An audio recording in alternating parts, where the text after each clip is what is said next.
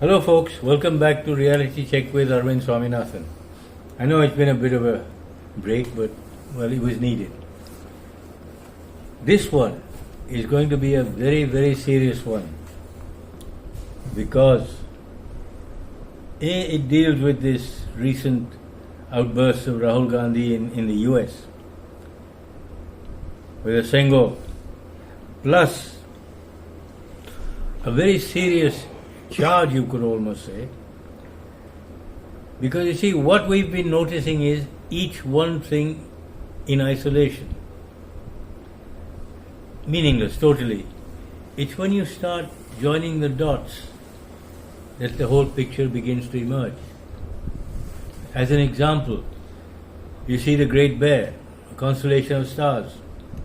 If you see each star in isolation, meaningless. They're just single stars, except to a keen astronomer. But you join the dots and you have a constellation. You understand?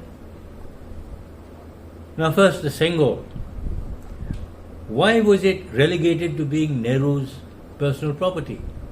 Stuck away in Anand Bhavan, his ancestral home, and then exhibited as if it was his personal walking stick.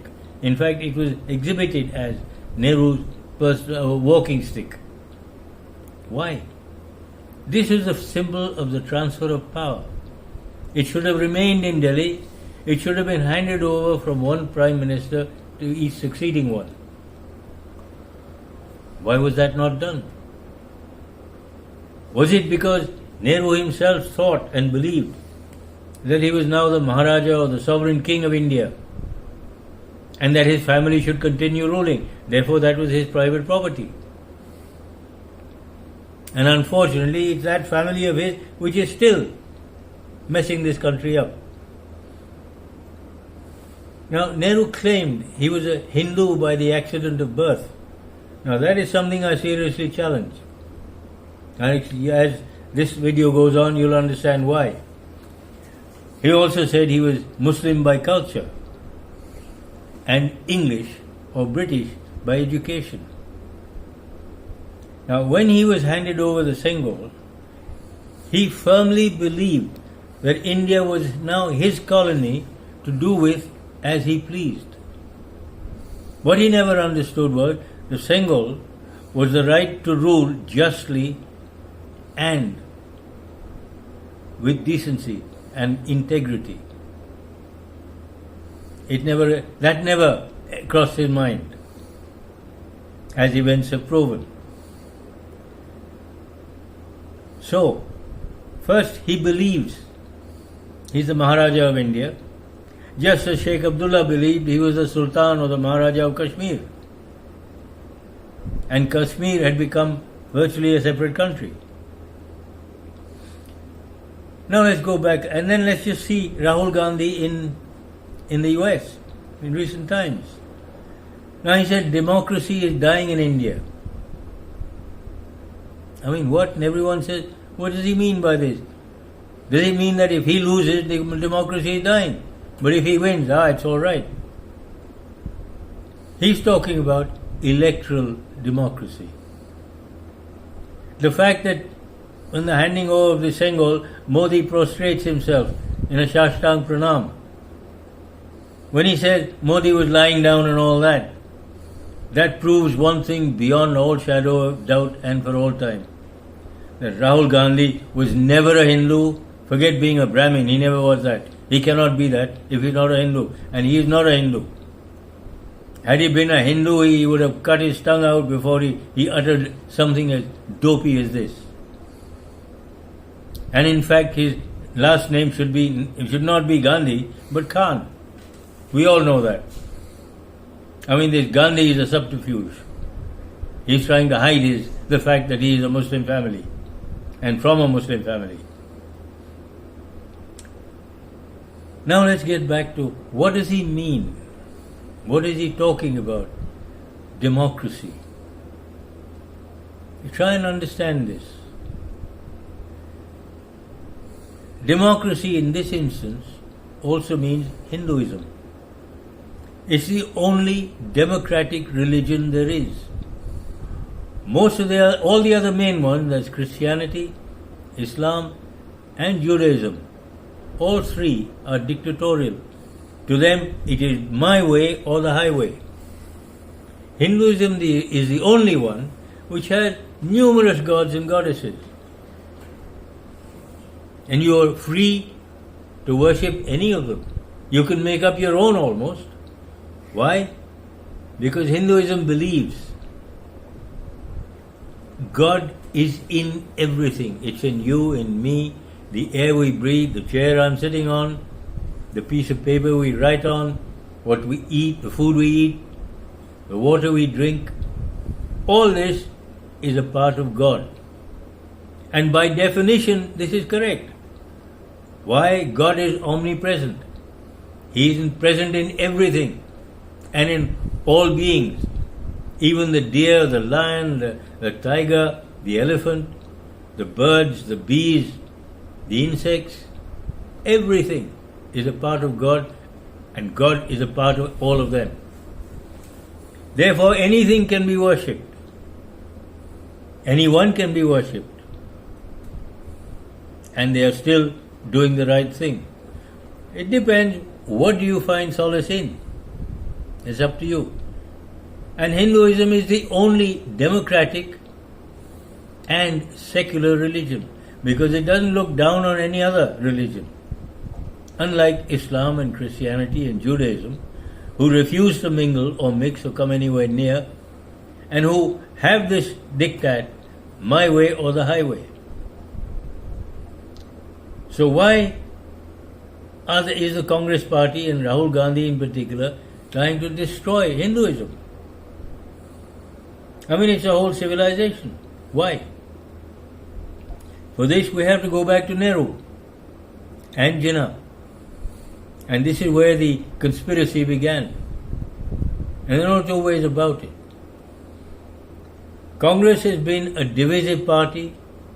It has been dividing everything and everyone in this country. Now, what was partition all about?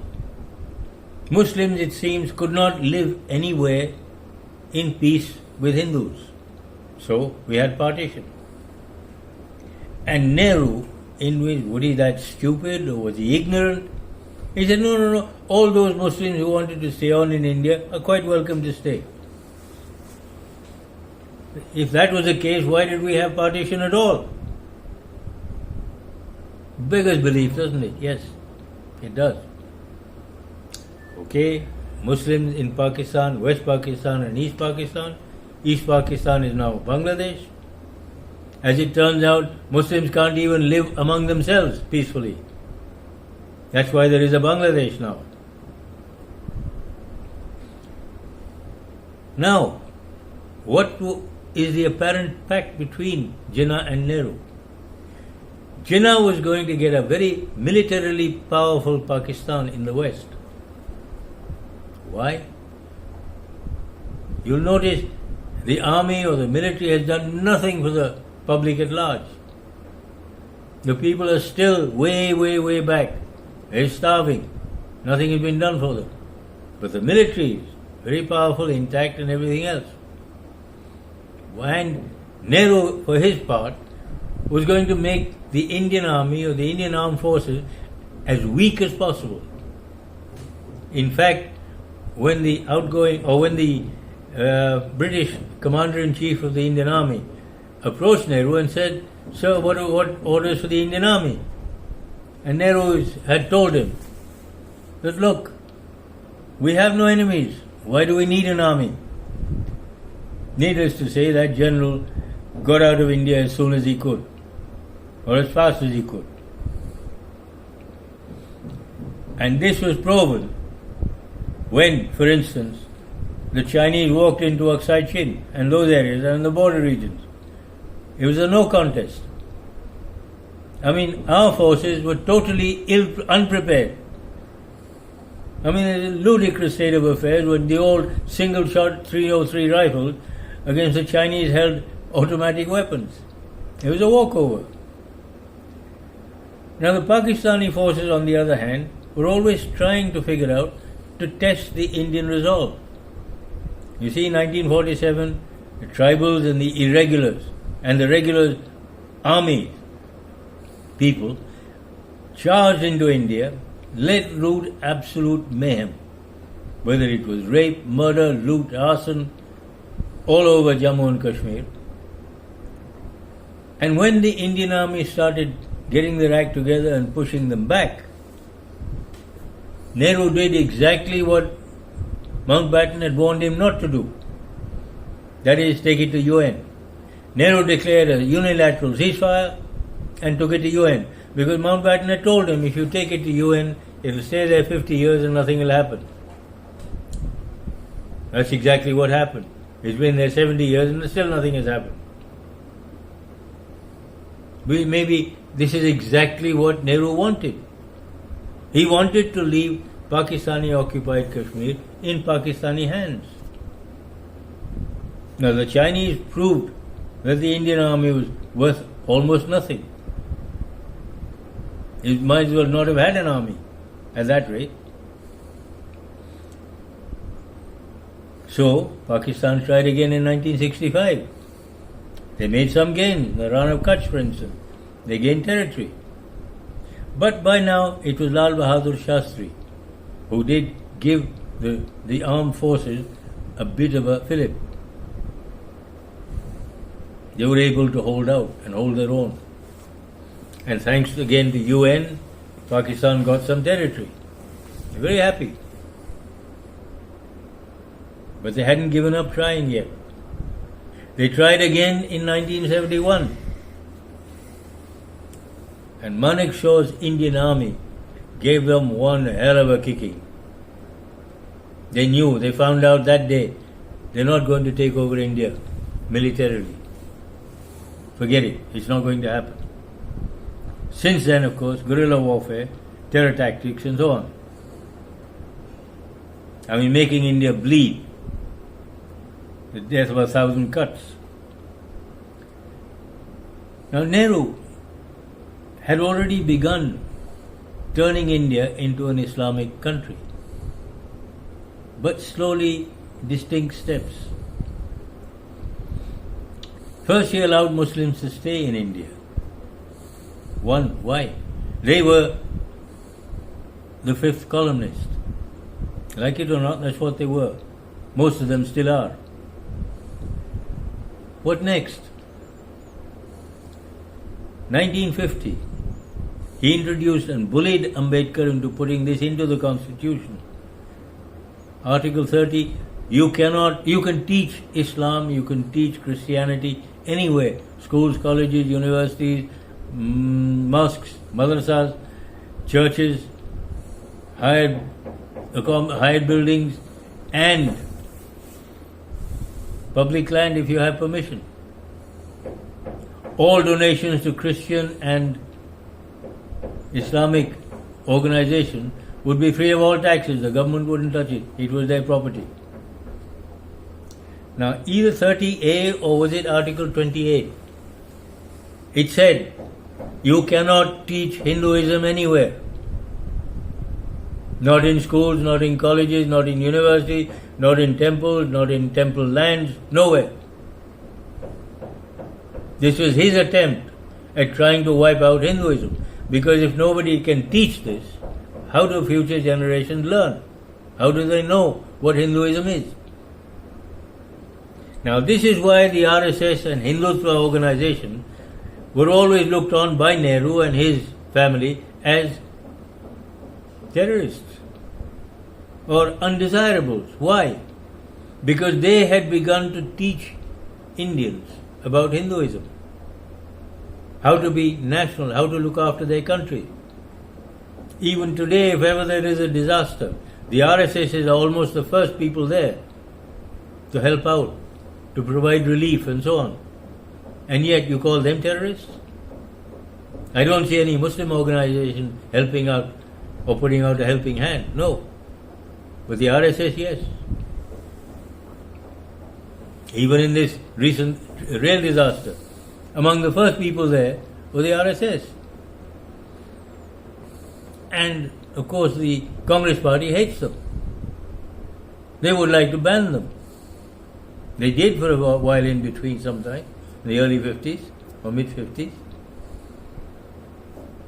Now, having done this, he then introduced Article 370 and 35A. That ensured that Jammu and Kashmir are now virtually separate countries.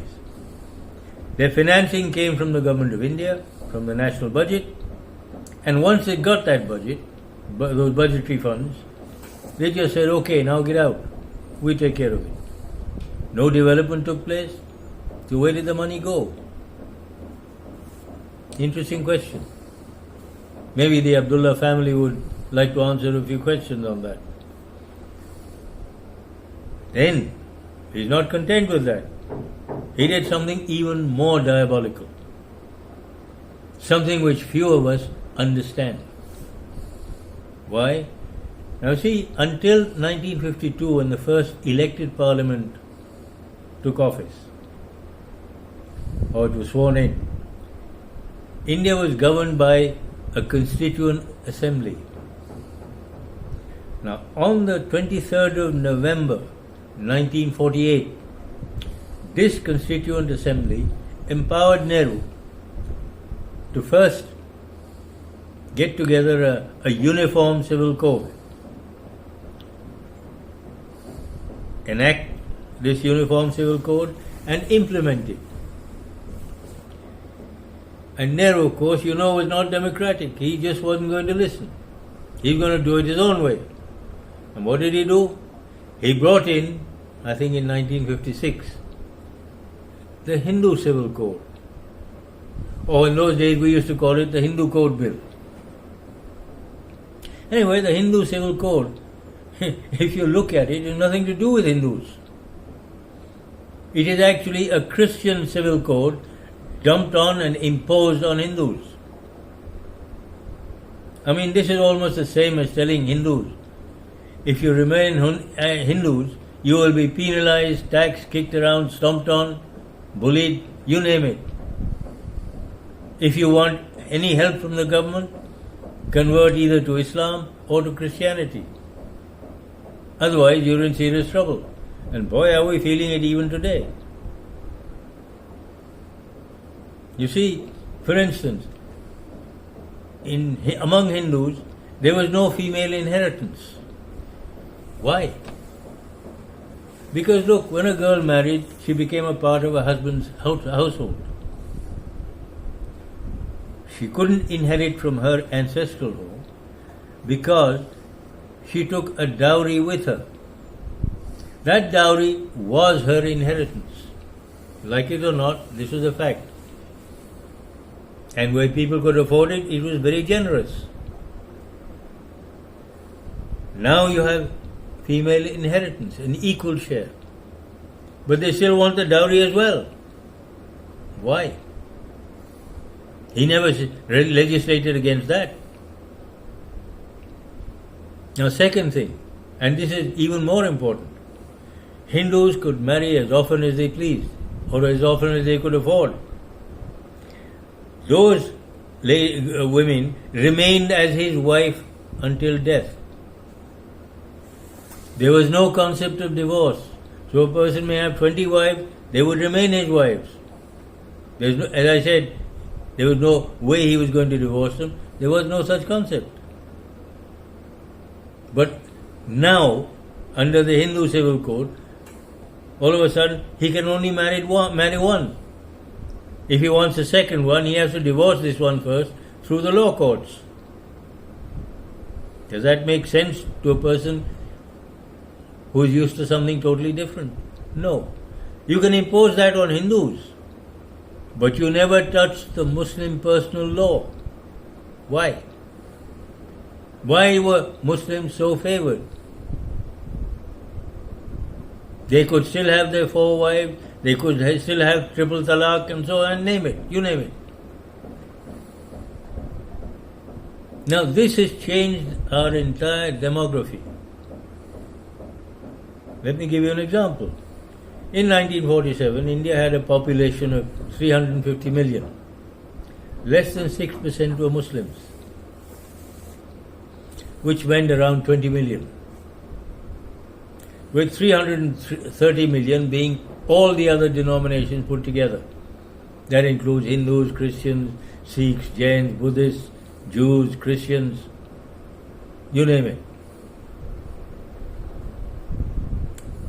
Now what do we find? Out of a total population of 1.4 billion, the Muslim population has increased to 15%, they claim, which means about 200 million. 20 million has become 200 million. That's for every one Muslim in 1947, there are now 10. Their population has increased 10 times. Plus 60 to 70 million Bangladeshis and Rohingyas coming in from the other side. All Muslims. And their descendants have also begun to make their presence felt. Another 100 million there. So now you have 300 million Muslims in India. An increase in Muslim population by 15. One in 1947, 15 today. Whereas the rest, all the other groups put together, have gone up from 330 million to 1.1 billion, which means 1:3. Does that answer your question? What that policy has done? And it has created mayhem. Because I'm sorry to have to say this, but Muslims seem to be breeding like rabbits. Except that rabbits in the wild have no protection. They have some, how shall I put it, predators which prey on them. Muslims are a protected species. They get everything. They get reservations in schools, in colleges, in universities, in jobs. You name it, they get it.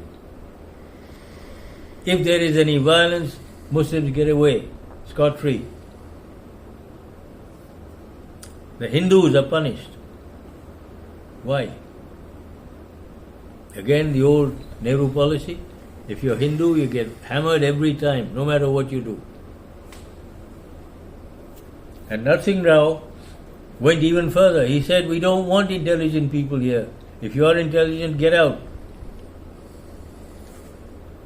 Now, not happy with this, you go a little further.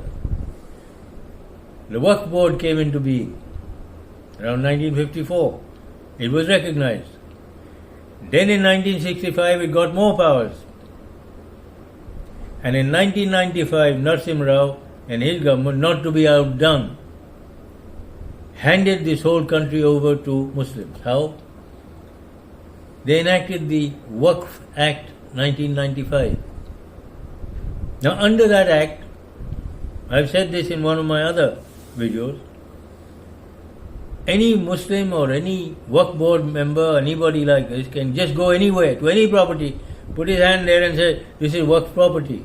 And it becomes Waqf property from that moment on.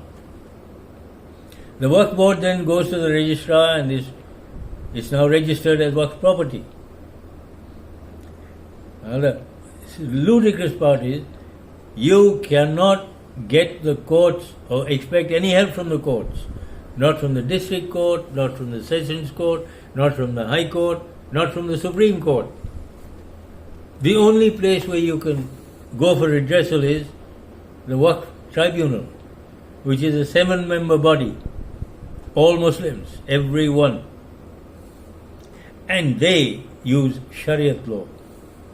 As far as they're concerned, Indian Penal Code doesn't exist.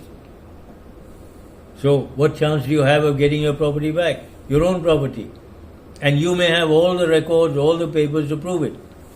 But they don't have to provide any proof. Now what else?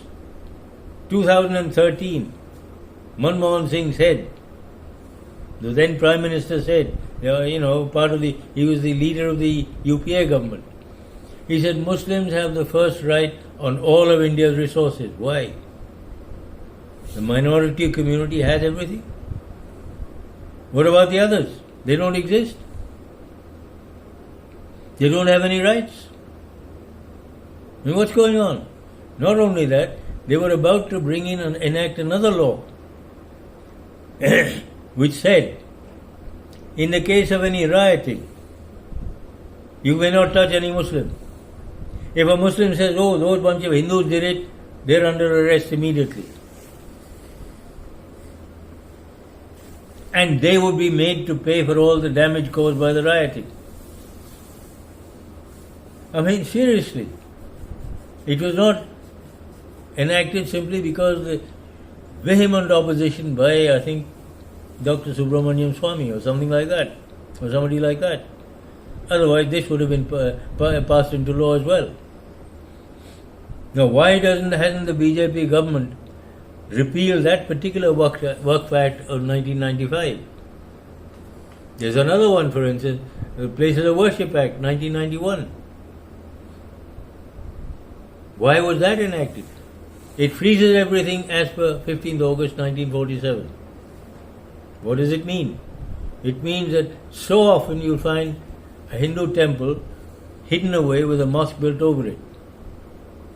Hindus can't claim it. Under the Waqf Act, they have started claiming Hindu temple lands and lands on which the temple stands. For instance, the Somnath temple in Gujarat, the Waqf board claimed that land, and they took the Somnath Temple Trust to court. The court threw it out and said, where do you get that from? Who gave you that right? Now the Supreme Court is beginning to tell the Waqf board, you have to show proof that you own that property. But it is not enough. That act has to be repealed completely. Because under that act, and because of that act, the Waqf board is now the third largest holder of land in India, behind the railways and the defense services, or defense people. You understand what that means? See, since Nehru, all these steps have been taken and we're just not aware of it. Education was neglected horribly by the Congress party to ensure that we remain illiterate. There are no roads built, no connectivity, nothing. To keep the masses illiterate and keep on voting for Congress. You see, we forget why was the Congress party created in the first place in 1885 by A.O. Hume. It was not to give us franchise, no. It was to ensure that an 1857 type of revolution never occurred again. And it was meant to ensure that India remained a loyal colony to the British Crown. Now this party was hijacked by that family among others. Why? To make it their colony once the British had gone. And boy, are we still their colony. And we're still suffering. And we're still being Islamized. Whether we like it or not, this is what's happening. And if you continue voting for Congress, you know what I'm talking about. Now Rahul Gandhi goes to the US and says, the Muslim League is a secular party. Who said so? Muslims, as we know today, their whole attitude is my way or the highway. So how can they be secular?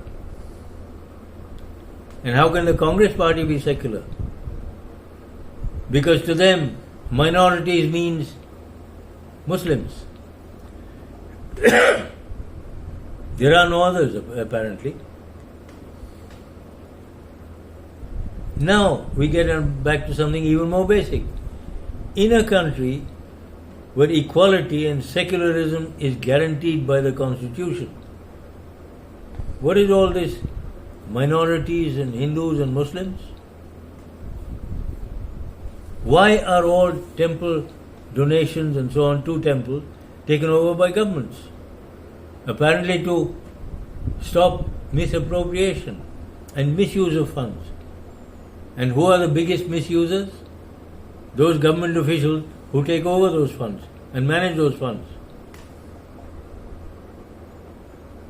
Now, we also know that government and religion have to be kept apart as per the constitution.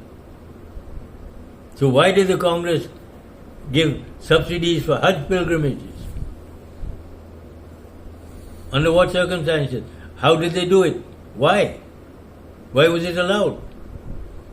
I mean, what have the law ministry been doing for decades now? Are they sitting there fast asleep? Or have they been bribed into silence? I mean, the Constitution has been turned into a jackass. I'm sorry. Most states, and certainly the Congress government, has never adhered to it. Even though when they take the oath of office as members of parliament, they are supposed to be upholding and defending that Constitution. All they've done is stomp on it. Well, come on, guys, let's get our act together. I don't think the Congress deserves any more chances. They've had enough. And we have had enough. Come on, folks. Let's understand this and take our country back from them. Because we need to get our act together. Now, if Muslims don't like living under changed circumstances, all you need to do is you take the Hindu Civil Code, tweak it a little, remove the word Hindu and make it Indian, applicable to everybody. It doesn't matter if you're Hindu, Muslim, Christian, Outer Mongolian, anything. You live by that code. You don't like it, you go to Pakistan or wherever else you want to go, or Bangladesh. But this influx of illegal migrants from Bangladesh has to be stopped. That's why the CAA and NCR came into being. And of course, they scream loudest. Why? They don't want it to stop. Well, folks, I think you're beginning to get the message. I hope you are, because this is an important one. See it, I hope you like it. Press the like button. Plus, send it out to all your friends, relatives, your groups, and ask them to send it on to their groups. Because the Congress have been making a total mess of this country. And they've been doing it deliberately, wantonly. Let's stop it.